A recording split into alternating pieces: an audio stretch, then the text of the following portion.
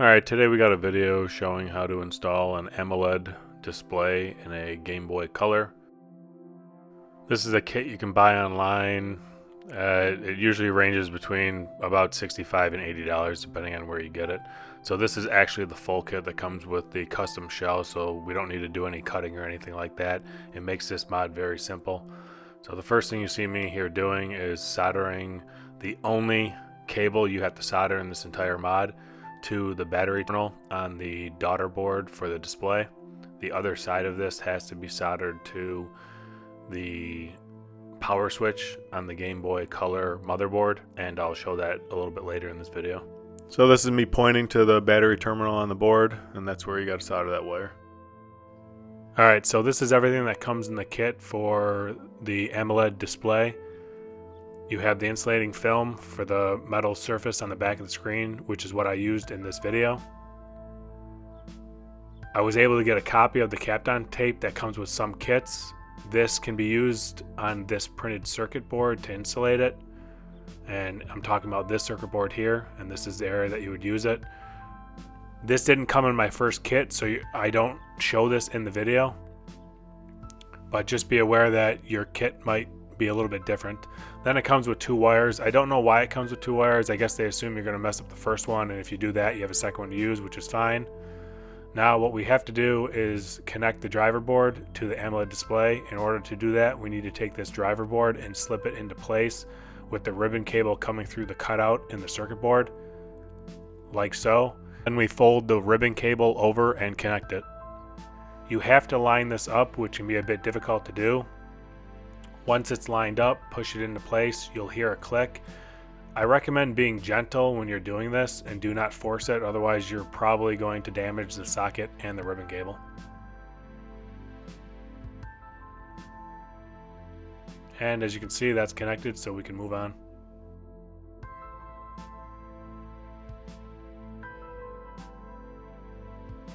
So now what I'm doing is removing the protective film on the adhesive which goes around the AMOLED display. And this needs to be removed before putting this into the top of the shell.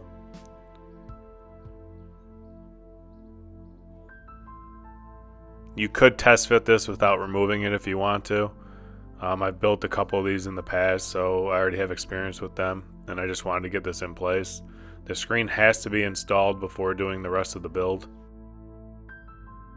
So the bottom of this screen has to be tipped into place and pushed down before the top will seat in place. In order to do that, you need to make sure that the daughter board that's on the back doesn't get in the way of the case and the screen. So it's got to be lifted up just slightly, and you'll see me here just adjust this so that I can get this in place. Otherwise, this is really seamless, really simple. Having the pre-cut case already fitted for this display makes this so easy to do that anybody can take on this mod, whether you've done a mod before or not, and you'll be a-okay with it. I'd estimate it take you about 20 minutes to do.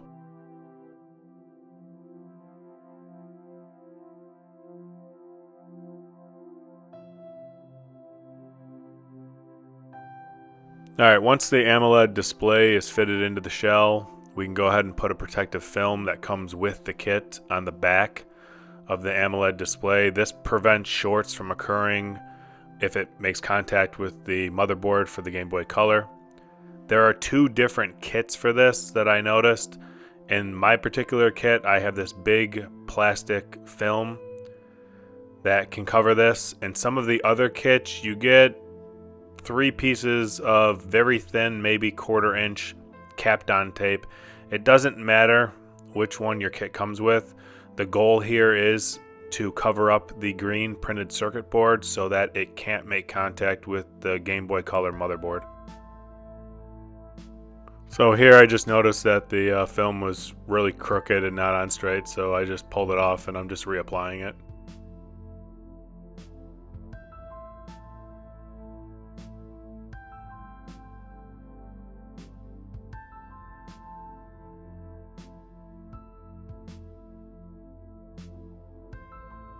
Alright, once you have the Kapton tape or protective film in place, whichever one your kit came with, we can go ahead and we can install the A and B button as well as the D-pad.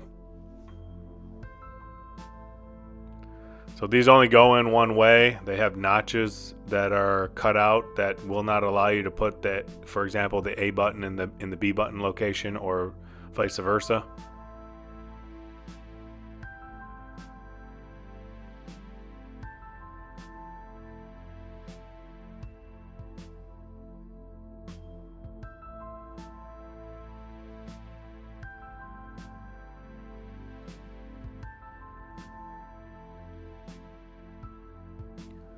So then here I'm installing the IR cover. This also comes with the kit, as well as the power switch on the left hand side. And I'm more or less just test fitting these because they really won't stay in place until you have the motherboard installed. And don't tell past Tzirf or filming Tzirf, but he installed the IR cover backwards.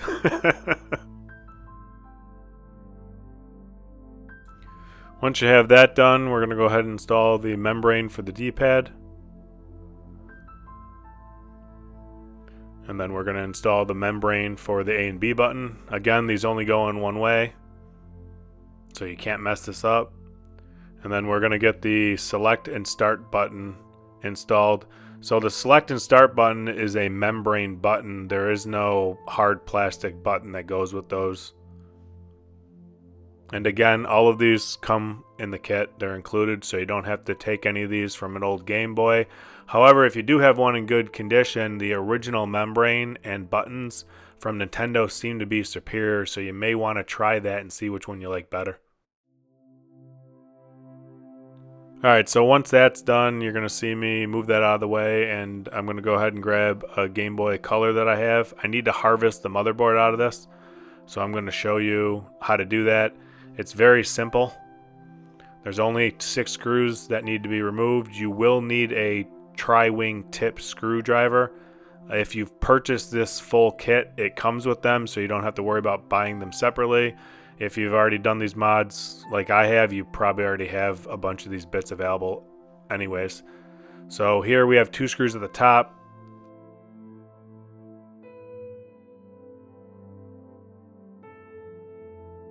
Then there's 2 screws below those in the middle of the console that need to be removed as well.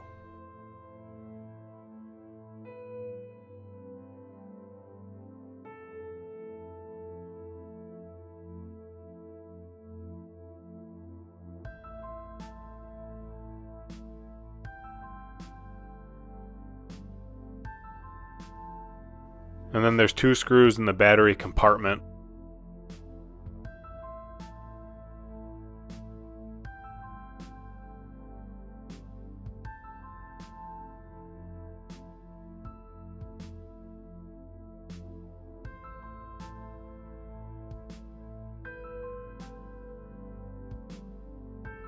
Once you get the last 2 screws removed, all you have to do is lift up on the back of the case and it's going to separate like a sandwich. And you're going to see the internal motherboard. So the motherboard's held in by 3 different screws, and I'll show you how to take those out too.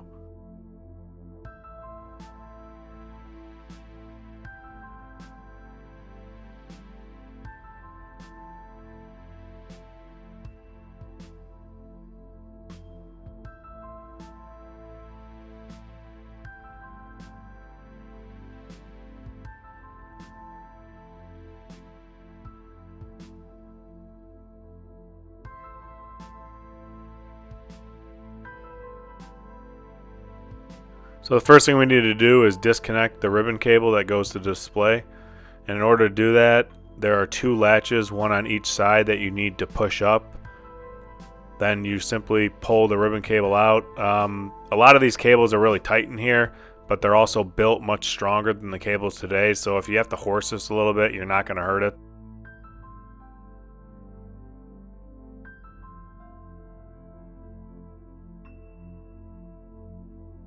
Uh-oh, it looks like filming Tzirf noticed there was a mistake. Yeah, let's get that fixed.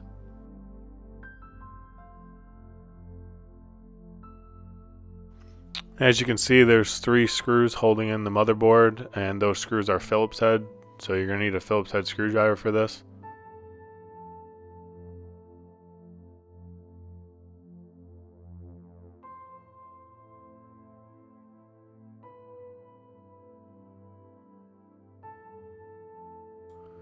Once you get the 3 screws out, the motherboard simply lifts up and out of the shell, and you can immediately drop it in the replacement shell for the AMOLED display. We are going to have to solder the other end of the cable to pin C on the power switch, and there's some other adjustments we're going to have to do before we can get this installed.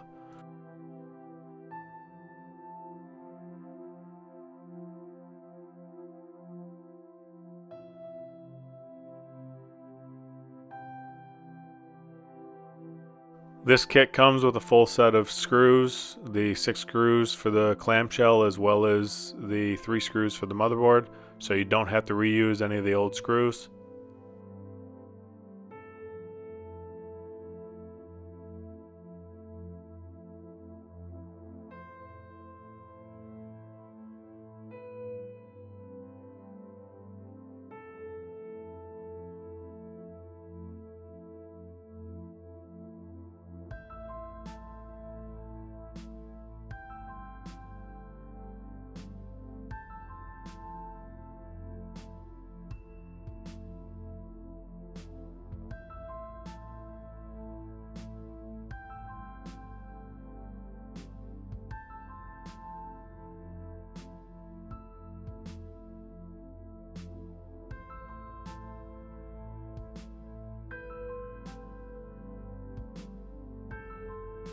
Once you install the 3 screws for the motherboard, what I like to do is flip the console around and make sure that the A and B button, as well as the D-pad and the start and select buttons, press and function as they should.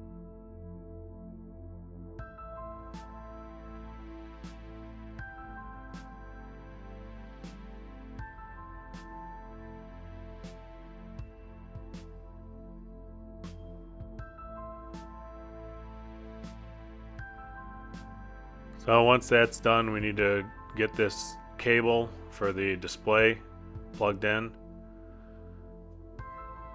And that's what I'm doing right now. There's not a whole lot of room to work here. I found this is easier to do with my fingers and then use a plastic spudger to make sure that the cable is fully seated and then push the lock pins in place. And again, these lock pins are the same because it's obviously the same motherboard that came out of the Game Boy Color.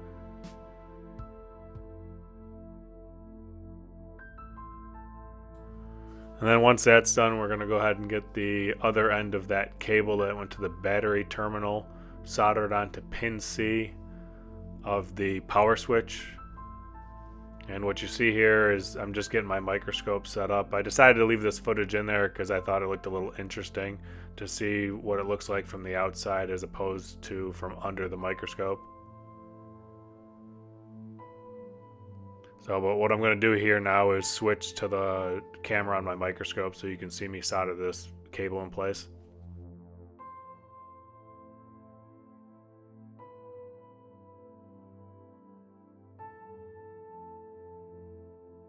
So here's pin C on the power switch, and what we're going to start with is a little bit of flux so that we can get that solder flowing that's already there.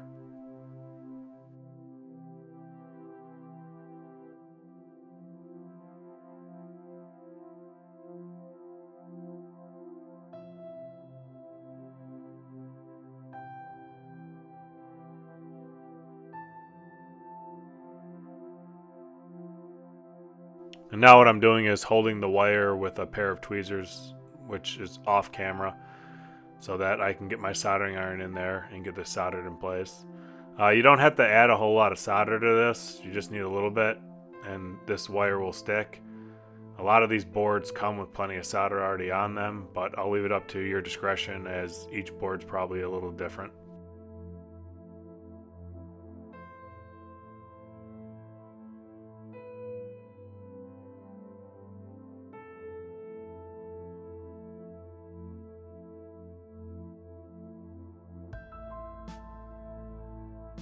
And then here what you see is just some isopropyl alcohol on a Q-tip, and I'm just cleaning off the flux residue that's left.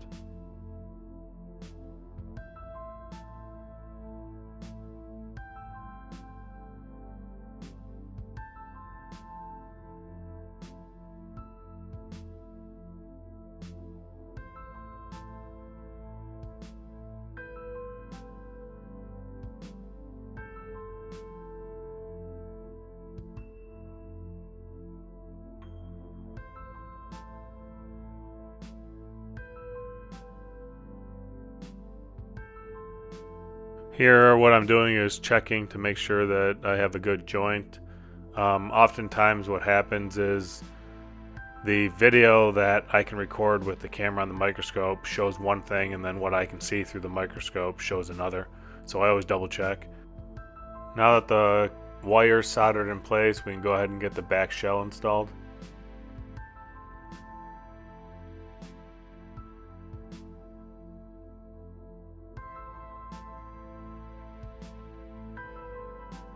You want to make sure when fitting the back shell with the front that you don't pinch the wires going to the speaker or the power switch, so take a quick moment and double check that those cables are out of the way before installing the 6 screws that hold the shell together.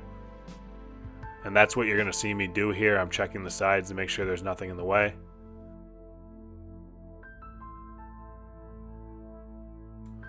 Once you're done checking to make sure there's nothing in the way, you can go ahead and start installing the 6 screws and get this case put together.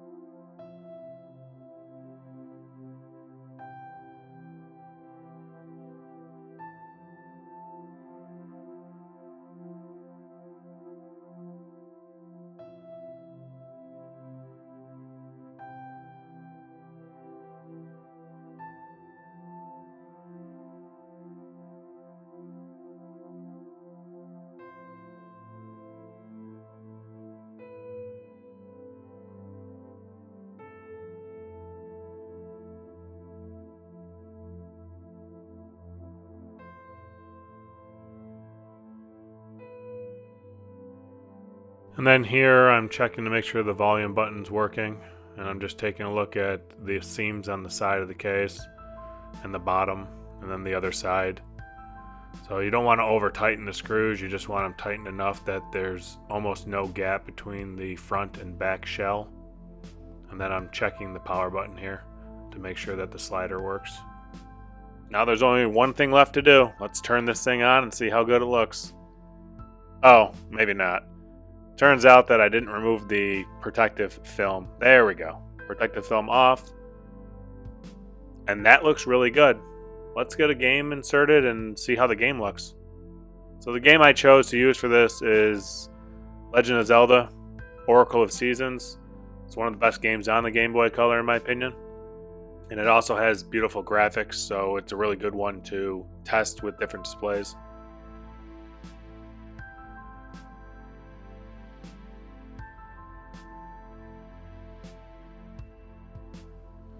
Alright, so we got our first look at what the AMOLED display has to offer. I was filming this entire video in natural light and the sun got covered up by clouds, and now it just showed back up, which I think the video looks a lot better with the natural light. That being said, the AMOLED display is absolutely beautiful.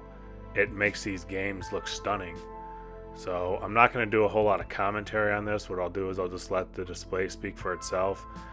Towards the end of the video, if that's what you're interested in seeing, a comparison between an IPS display and the AMOLED display, There's a 3 or 4 minute section that showcases that, both in a dark room as well as a lit room, so that you can see what the comparison is. It's night and day, and I can hands down say, spoiler alert, the AMOLED display is 100 times better. There is no reason to use any other display with this console.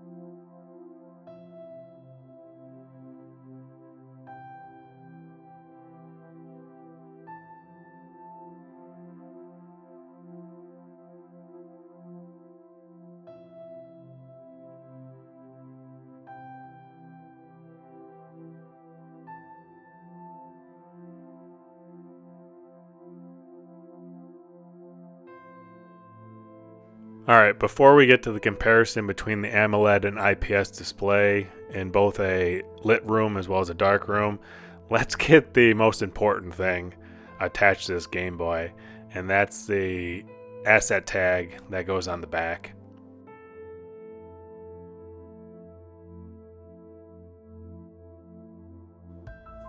Alright, now that that's done and it's looking pretty good, we can go into the comparison. The IPS display is on the left hand side and the AMOLED is on the right hand side. Enjoy.